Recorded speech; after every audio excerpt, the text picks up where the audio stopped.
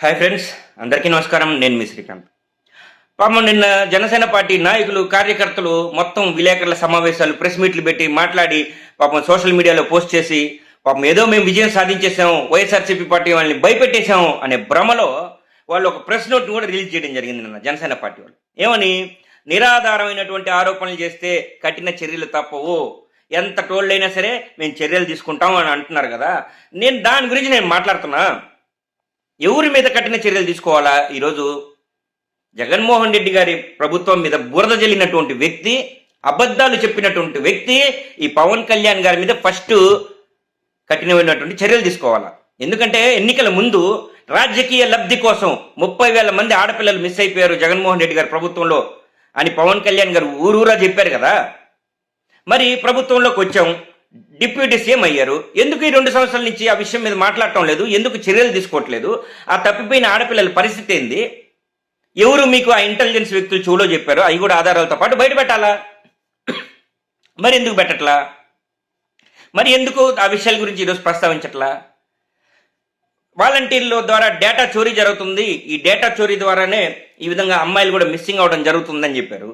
మరి ఏది డేటా చోరీకి సంబంధించినటువంటి ఆధారం ఏది? ఆధారాలు బయట పెట్టాలా? తర్వాత నిన్నగాక మొన్న 2 రోజుల క్రితం ఇంకో మాట మాట్లాడాడు. ఇళ్లలో దూరి ఆడవాళ్ళని ఇంక బతకనివ్వరు, లాగేస్తారు, రోడ్డుకి ఇట్లా చేస్తారు, అట్లా చేస్తారని చెప్పారు. మరి ఎక్కడైనా సరే జగన్మోహన్ రెడ్డి గారి ప్రభుత్వంలో అలా జరిగిందా? ఎవరైనా వచ్చి కేసులు పెట్టారా? ఈరోజు పవన్ కళ్యాణ్ గారు మాట్లాడిన ప్రతి ఒక్క మాటకు ఆధారాలు ఏవి? నిరాధారమైనటువంటి మాటలు మాట్లాడినప్పుడు కఠిన చర్యలు తప్పవన్నప్పుడు ఫస్ట్ ఆంధ్రప్రదేశ్లో కఠిన చర్యలు తీసుకోవాల్సింది పవన్ కళ్యాణ్ గారి మీదే అంటున్నా. ఆయన అన్ని స్టేట్మెంట్లు ఇచ్చాడు ఎన్నికల ముందు. మరి ఏ ఆధారాలు ఇయ్యి? మీరు ప్రెస్ మీట్లు పెట్టి మాట్లాడినంత మాత్రాన వైసీపీ నాయకులు కానీ వైసీపీ కార్యకర్తలు కానీ ఎక్కడ భయపడేటువంటి పరిస్థితులు లేవు ఈ ఆంధ్రప్రదేశ్లో అని మాత్రం నేను చెప్పగలను. మరి నాగబాబు గారు కూడా నిన్న ఒక వీడియో మాట్లాడడం జరిగింది. ఆయన మాటకు ముందు ఒక కరప్షన్, మాటకు తర్వాత ఒక కరప్షన్, జగన్మోహన్ రెడ్డి గారి పేరు ఏకవచనంతో జగన్ జగన్ జగన్ అంట. అదేవిధంగా తర్వాత కరప్షన్ పార్టీ అనేవి మాట్లాడుతూనే ఉన్నాడు. ఆయన వీడియోలో పాపం ఏదో ప్రొఫెసర్ నాగేశ్వర్ గారిని పొగుడుతున్నట్టు, ఆయన్ని పాపం ఏదో తెలియక తప్పు చేశారన్నట్టు ఏదో ఈయన జబర్దస్త్ స్కిట్ కామెడీ విధంగా మాట్లాడుతూ, అదేవిధంగా జగన్మోహన్ రెడ్డి గారి స్థాయిని తగ్గిస్తూ ఆయన నిన్న మాట్లాడినటువంటి మాటలకి నేను అడుగుతున్నా. కరప్షన్ పార్టీ అన్నారు కదా, కరప్షన్ లీడర్ అన్నారు కదా, ఏ ఆధారాలతో మీరు మాట్లాడుతున్నారు నాగబాబు గారు అంటున్నా. 5 ఏళ్ళు ప్రభుత్వాన్ని నడిపించినటువంటి జగన్మోహన్ రెడ్డి గారు దాదాపు 28,000 పైచిలకు ప్రభుత్వ పాఠశాలల్ని ప్రైవేట్ పాఠశాలలతో పోటీ పడే విధంగా తీర్చిదిద్దడం కరప్షనా? లేదంటే ప్రభుత్వ ఆసుపత్రులన్నీ కూడా ఒక కార్పొరేట్ హాస్పిటల్స్తో పోటీ పడడం, ఒక మంచి వైద్యాన్ని అందించడం అది కరప్షనా? లేదంటే దాదాపు 17 మెడికల్ కాలేజీలు తీసుకురావడం, వాటిని కట్టించడం అది కరప్షనా? సచివాలయ వ్యవస్థను తీసుకురావడం కరప్షనా?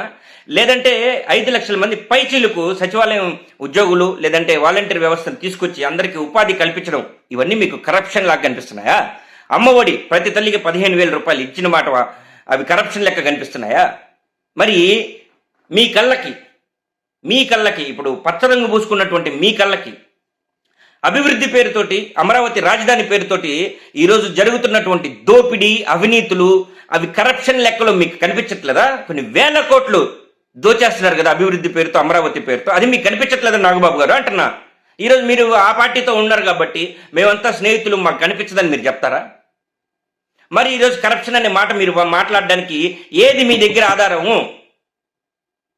ఏది ఆధారం? నిరాధారమైనటువంటి మాటలు మాట్లాడితే చర్యలు తప్పవు అన్నప్పుడు మీరు మాట్లాడిన దానికి ఆధారాలు చూపించి మాట్లాడాలటప్పుడు, మీరు మాట్లాడే ప్రతి మాటకు ఆధారం చేతిలో పెట్టుకొని చూపించి మాట్లాడాలా. నిన్న జగన్మోహన్ రెడ్డి గారు మాట్లాడారు చూసారా ప్రెస్ మీట్లో? ఆడ అమరావతిలో జరుగుతున్న కన్స్ట్రక్షన్లో జరుగుతున్నటువంటి దోపిడీ, అమరావతి పేరుతో జరుగుతున్నటువంటి దోపిడీ ప్రతి ఒక్కటి కూడా బిగ్ స్క్రీన్ మీద ఆధారాలు చూపిస్తూ మాట్లాడారు. ఆయన మాట్లాడితే, ఆయన ప్రెస్ మీట్ పెడితే చాలు కరెక్ట్గా లైన్లో వచ్చేస్తారు వెతుక్కుంటా. కానీ ప్రతి ఒక్క ప్రెస్ మీట్లో జగన్మోహన్ రెడ్డి గారు ఆధారాలు చూపించే మాట్లాడతారు ఈ కూటమి ప్రభుత్వం చేస్తున్నటువంటి అన్యాయాలు, అక్రమాలు, దోపిడీల గురించి. దాని గురించి మీరు మాట్లాడరే. మీరు మాట్లాడేదంతా కూడా జగన్మోహన్ రెడ్డి గారిని ఏదో ఒకటి ఆయన మీద బురద జల్లాలా, అబద్ధాలు చెప్పాలా, ప్రజల్ని గందరగోళం చేయాలా. మీరన్నటువంటి మాటలు ప్రజలకి ఏది అబద్ధమో ఏది నిజమో తెలియకుండా చేయడమే మీ యొక్క ముఖ్య లక్ష్యంగా మారిపోయింది ఆంధ్రప్రదేశ్లో. ముందు కఠిన చర్యలు ఎవరి మీద తీసుకోవాలా? జనసేన పార్టీ అధ్యక్షులైనటువంటి పవన్ కళ్యాణ్ గారి మీద తీసుకోవాలా? మళ్ళీ నాగబాబు గారు మాట్లాడుతూ ప్రొఫెసర్ నాగేశ్వర గురించి మాట్లాడుతూ ఆయన ఏమన్నారంటే, పాపం ఆయన అమాయకుడు అది ఇది ఆయన చెప్పి ఆయన గురించి వ్యంగ్యంగా ఆయన్ని వ్యంగ్యంగా మాట్లాడేంత స్థాయి కూడా మీకు లేదు నాగబాబు గారు. ఆయన 2 సార్లు ఎన్నికల్లో స్వయంగా ఎన్నికల్లో పాల్గొని ఓట్లు వేయించుకొని గెలిచాడు ఆయన ఎమ్మెల్సీగా 2 సార్లు. మీరు మీ తమ్ముడు పార్టీ పెడితే ఆ పార్టీని అడ్డం పెట్టుకుని ఆ పార్టీ ద్వారా ఒక నామినేటెడ్ పదవి లక్కీ లాటరీలో మీకు నామినేటెడ్ పదవి కింద ఎమ్మెల్సీ వచ్చింది తప్ప మీరు ఓట్లు వేయించుకుని గెలిచేటువంటి పరిస్థితి లేవు ఆంధ్రప్రదేశ్లో పోటీ చేసి. ఇంకా ఈ విషయానికి వస్తే కూడా చెప్పాలా, మీరు ఇంకెప్పుడైనా మీరు సింగిల్గా పోటీ చేయాలా, మీ పార్టీ జెండా ఒకటే పట్టుకొని మీరు పోటీ చేయాలంటే పవన్ కళ్యాణ్ గారు డైరెక్ట్గా చెప్తారు, నన్ను 2 చోట్ల ఓడించారు. ఇప్పుడు సింగిల్గా పోటీ చేయాలంటే భయం. ఆ భయాన్ని పుట్టించిన వ్యక్తి పేరే జగన్మోహన్ రెడ్డి గారు అన్నటువంటి సంగతిని మీరు గుర్తుపెట్టుకోవాలా. సింగిల్గా పోటీ చేస్తే ఖచ్చితంగా మేము గెలవలేము ఆంధ్రప్రదేశ్లో. ఎందుకంటే ప్రజలలో బలం లేదు, ప్రజల ఓట్లు మీకు వెయ్యరు, అది మీకు తెలుసు. మీరు సింగిల్గా పోటీ చేస్తే మీరు నిజంగా ఒక టీ టోట్లర్ అయి ఉంటే, మీరు ఒక మంచి వ్యక్తి అయ్యి ఉంటే, మీ మీద నమ్మకం ఉంటే ప్రజలు ఓట్లు వేయాలి కదా. మరి ఓట్ల కాడికి వచ్చేసరికి ఎందుకు వేయట్లేదు మీకు?